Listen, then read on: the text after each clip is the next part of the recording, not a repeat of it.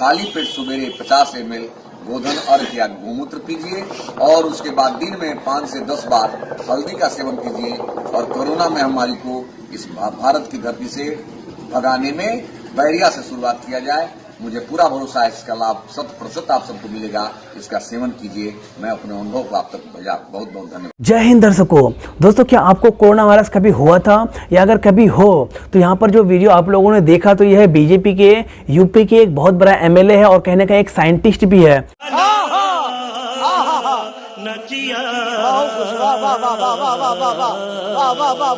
जो कि यहाँ पर एक प्रकार का लोगों को ज्ञान दे रहा है सोशल मीडिया पर और ऐसा कह रहे हैं अगर कोई व्यक्ति को कोरोना वायरस होता है तो अगर वह जो है 50 ml गाय का अगर मूत्र पीता है, गौमूत्र पीता है और 4 से 5 मरतबा अगर हल्दी का सेवन करता है तो उसका जो कोरोना वायरस की बीमारी है पूरी तरीके से ठीक हो जाएगा। खत्म, bye bye, tata, goodbye, गया। और जिस प्रकार से उन्होंने यह ज्ञान दिया है तो सोशल मीडिया पर बहुत सारे लोग अलग अलग प्रकार की अपनी राय दे रहे थे, तो इसके बारे में भी मैं आपको बताऊंगा। और इसी के साथ मैं आज बात करूंगा यहाँ पर ममता बनर्जी को लेकर के।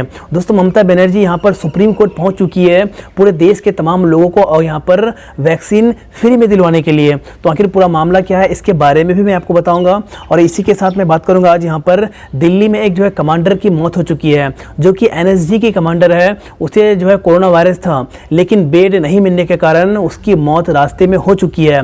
इसके बारे में भी मैं आपको बताऊंगा। और इसी के बाद मैं बताऊंगा आज जो है मनमोहन सिंह और नरेंद्र मोदी को लेकर के। दोस्तों, अभी जो है अलग अलग प्रकार के व्यक्ति ऑपोजिशन के तमाम लीडर नरेंद्र मोदी के ऊपर जो है बहुत सारे आरोप लगा रहे हैं, बहुत सारे सवाल खड़े कर रहे हैं कि नरेंद्र मोदी लगभग 8 सालों से देश के प्रधानमंत्री है लेकिन एक बार भी जो है देश को संबोधित नहीं किया है, एक बार भी जो है मीडिया के सामने आकर के वह प्रेस कॉन्फ्रेंस नहीं किया है। तो आखिर पूरा मामला क्या है इसके बारे में भी मैं बताऊंगा। और इसी के साथ बताऊंगा आज भारत में जितने भी सारे रोहिंग्या मुसलमान रहते हैं या फिर बांग्लादेशी रहते हैं, जितने भी सारे घुसपैठी है उसे किस प्रकार से सरकार जो है अब निकालने वाली है, क्योंकि सरकार ने जो है तमाम राज्यों को एक नोटिस जारी करके ऐसा कहा कि 1 साल के अंदर जितने भी सारे घुसपैठी रहते हैं भारत में उन तमाम को बहुत जल्द निकाला जाएगा। आप लोग तैयारी कर लें। तो दोस्तों, चलिए मैं सबसे पहले बात करता हूँ यहाँ पर जो वीडियो आप लोगों ने सबसे पहले देखा, जिसमें देखा कि एक बीजेपी के MLA जो कि ऐसा बोल रहे हैं, ऐसा बता रहे हैं कि कोई भी व्यक्ति अगर 50 ml गाय का मूत्र हर दिन पीता है और साथ ही साथ अगर वह जो है 4 से 5 मरतबा हल्दी का सेवन करता है तो उसे जो है किसी भी कीमत पर जो है कोरोना वायरस नहीं हो सकता है। तो सोचिए आज हमारा देश कहां से कहां जा रहा है, आज पूरे दुनिया में टेक्नोलॉजी कितना विस्तार कर रहा है।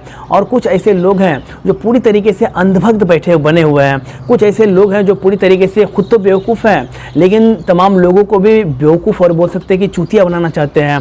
तो आप लोगों को क्या राय है जिस प्रकार से बीजेपी के MLA सोचिए इतना बड़ा पोस्ट पर है और वही पूरी तरीके से लोगों को गुमराह कर रहे हैं, वही पूरी तरीके से लोगों को अंधभक्त बना रहे हैं कि गाय का मूत्र पीने से कोरोना वायरस नहीं होगा। अगर गाय का मूत्र पीने से अगर कोरोना वायरस होता ही नहीं तो आज हमारे देश के साइंटिस्ट जो है कोरोना वायरस का वैक्सीन क्यों बनाता।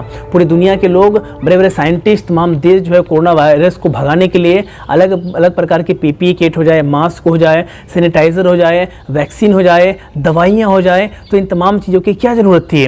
तो आप लोग इस बारे में क्या सोचते हैं, जिस तरह से यह विधायक ने अपनी राय दी है तो आप लोग अपनी राय इस वीडियो के कमेंट पे भी मुझे ज़रूर दीजिएगा। अब गाइस बात करता हूँ यहाँ पर ममता बनर्जी को लेकर के। दोस्तों, ममता बनर्जी जब से चुनाव जीती है तभी से जो पूरी तरीके से आक्रामक दिखा रही है, मतलब उसका जो रूप है पूरी तरीके से बदल चुकी है। और जिस प्रकार से बंगाल में हिंसा हुआ था तो उसी को लेकर भी बहुत सारे लोग ममता बनर्जी के ऊपर अलग अलग प्रकार के सवाल खड़े किए थे। तो यहाँ पर जो है कल सुप्रीम कोर्ट पहुँच चुकी है ममता बनर्जी, ऐसा कह रही है कि सरकार जो है पूरे देश को फ्री में कोरोना वैक्सीन दे, क्योंकि 70 साल में अभी इस बार पहली बार ऐसा हो रहा है कि किसी भी प्रकार का महामारी आई हो और उस महामारी के लिए देश के जनता को जो है वैक्सीन लेने के लिए, दवाई लेने के लिए जो है पैसा पे करना पड़े या फिर चुकाना पड़े। तो ममता बनर्जी ने ऐसा कहा कि मात्र 30,000 करोड़ वैक्सीन का बजट है और सरकार को 30,000 करोड़ जो है खुद से लगाना चाहिए और पूरे देश के तमाम लोगों को जो है वैक्सीन फ्री में देना चाहिए। अगर ऐसा नहीं होता है तो वो सुप्रीम कोर्ट में याचिका भी डाल सकती है। खुले तौर पर ममता बनर्जी ने ऐसा कहा है। तो आप लोगों को क्या राय है, मुझे भी आप लोग अपनी राय जरूर दीजिएगा। अब गाइस मैं इसी के बात करना चाहूँगा यहाँ पर, एक हमारे देश के कमांडो जो कि NSG के सुपर कमांडो थे, उसकी मौत जो है पूरी तरीके से कोरोना वायरस से हो जाती है।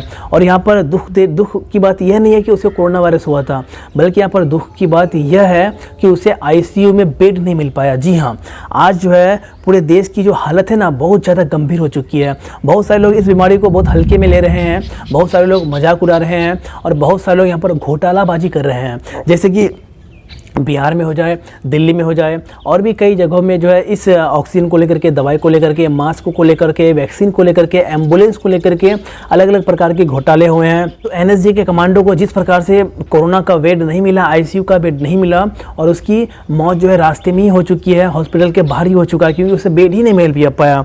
तो सोचिए, अगर हमारे देश के जो सुरक्षा कवर है, जो हम लोगों को सुरक्षित रखता है, जो हम लोगों को सुरक्षित रखने के लिए दिन रात नहीं देखता है, गर्मी और ठंडा नहीं देखता है, हम लोगों की हिफाजत के लिए एनी टाइम जो है डटे हुए रहते हैं ड्यूटी पर, उन लोगों को अगर बेड नहीं मिल पा रहा है तो आज हमारे देश की हालत, हमारे देश की स्थिति क्या हो चुकी है, सोचिए। आप लोग इस बारे में सोच सकते हैं। अब गाइस मैं बात करना चाहूँगा यहाँ पर जो है मनमोहन सिंह और नरेंद्र मोदी को लेकर के। दोस्तों, जब मनमोहन सिंह भारत का प्रधानमंत्री था तो उस समय ऑपोजिशन में जो है बीजेपी पार्टी था, और बीजेपी पार्टी ऐसा कह रहे थे कि मनमोहन सिंह नहीं है, बल्कि मनमोहन सिंह है। मनमोहन यानी वह बहुत कम बोलते हैं और जो है हमेशा बहुत कम बोलते हैं, लोगों को संबोधित नहीं करते हैं। लेकिन आज वही बात बहुत सारे लोग नरेंद्र मोदी को लेकर कर रहे हैं और बहुत सारे ऑपोजिशन के तमाम लीडर ऐसा कह रहे हैं कि मनमोहन सिंह जरूर कम बोलते थे, लेकिन बिना फालतू का नहीं बोलते थे। बहुत कम बोलते थे लेकिन काम का बात बोलते थे, और बहुत कम बोलते थे लेकिन देश के हित के बारे में बोलते थे। लेकिन नरेंद्र मोदी अभी बहुत ज़्यादा बोल रहे हैं, लेकिन काम की बात नहीं बोल रहे हैं, बल्कि वो अपनी मन की बात बोल रहे हैं। और यहाँ पर बहुत सारे लोग आज कह रहे थे कि देखिए, मनमोहन सिंह जब प्रधानमंत्री था तो उस समय मनमोहन सिंह देश को कई मरतबा जो है प्रेस कॉन्फ्रेंस किए, मीडिया के सामने आए, प्रेस कॉन्फ्रेंस किया, देश को संबोधित किया।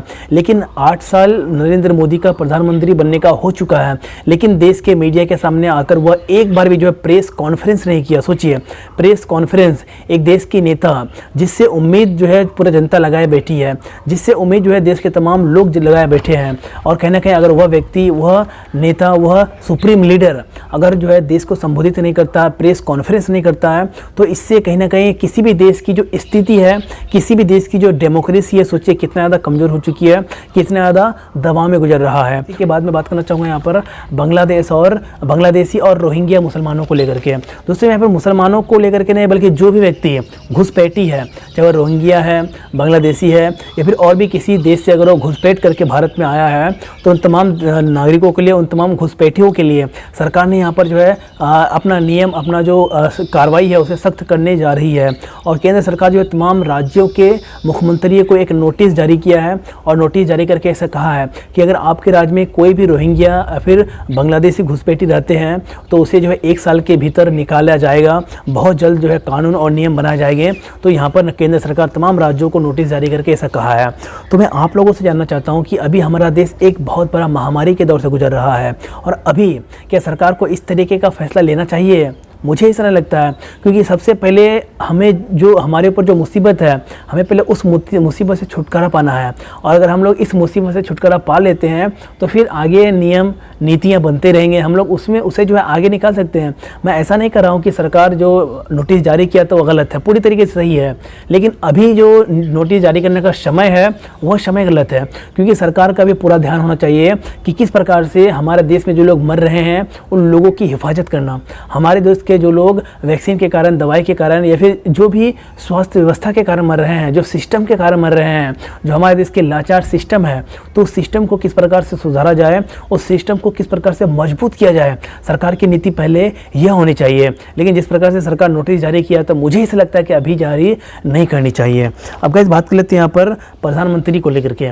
दोस्तों, अभी जो है विदेश के बहुत सारे पत्रकार, विदेश के बड़े बड़े साइंटिस्ट, विदेश के बहुत सारे लोग ऐसा कह रहे हैं कि आज हमारा देश में जिस प्रकार से कोरोना वायरस का सेकेंड वेव अपना प्रकोप ढा रहा है, तो इसका जिम्मेदार बस कोई नहीं है, बस के यहाँ पर एक ही व्यक्ति है, और वह व्यक्ति है नरेंद्र मोदी। जी हाँ, बड़े बड़े साइंटिस्ट विदेश के ऐसा कर रहे हैं। ऐसा क्यों कर रहे हैं? क्योंकि बहुत सारे लोगों का ऐसा मानना है कि नरेंद्र मोदी की जो गलत नीतियां हैं, उसका जो गलत नीति है, गलत नियम है, उसी के कारण आज पूरा देश भुगत रहा है इतना बड़ा सजा। और अगर नरेंद्र मोदी वक्त रहते अगर अपनी नीति को मजबूत कर लेता, वक्त रहते अगर वह सही नियम, नई सही नीति अगर बनाता, तो आज कोरोना वायरस से इतना ज़्यादा प्रकोप नहीं ढाता, मासूम लोग आज नहीं मरते, लाचार लोग आज नहीं मरते, गरीब इतना जो है आज गरीबों के बीच में इतना ज़्यादा हाहाकार नहीं होता। इसका कारण बस नरेंद्र मोदी है। ऐसा मैं नहीं कर रहा हूँ, बल्कि दुनिया के बड़े बड़े साइंटिस्ट कर रहे हैं। और यहाँ तक कह रहे हैं कि जिस वक्त सरकार को चाहिए कि वह जो है कोरोना वायरस के सेकेंड वेव को किस तरह से रोके, किस तरह से ख़त्म करे, इसके लिए ठोस नीति किस प्रकार से बनाया जाए, उसके ऊपर काम करने के बजाय पूरी सरकार, बड़े बड़े मंत्री पूरी तरीके से चुनाव प्रचार में बिजी थे। और उस समय अगर चुनाव प्रचार में बिजी ना रह करके उस समय अगर सही ठोस नीति बना था, तो आज देश की हालत ऐसा नहीं होता, ऐसा बहुत सारे लोगों का मानना है। तो इस बारे में आप लोग क्या सोचते हैं? आप लोग मुझे अपनी राय इस वीडियो के कमेंट में ज़रूर दीजिएगा। तो गाइस, बस आज का वीडियो यहीं तक था। अगर आपको ये वीडियो पसंद आए तो इस वीडियो को लाइक कर दीजिएगा, अपने दोस्तों के साथ शेयर कर दीजिएगा। तो गाइस, फिर मिलते हैं नेक्स्ट वीडियो में कल। तब तक के लिए दोस्तों, जय हिंद, वंदे मातरम।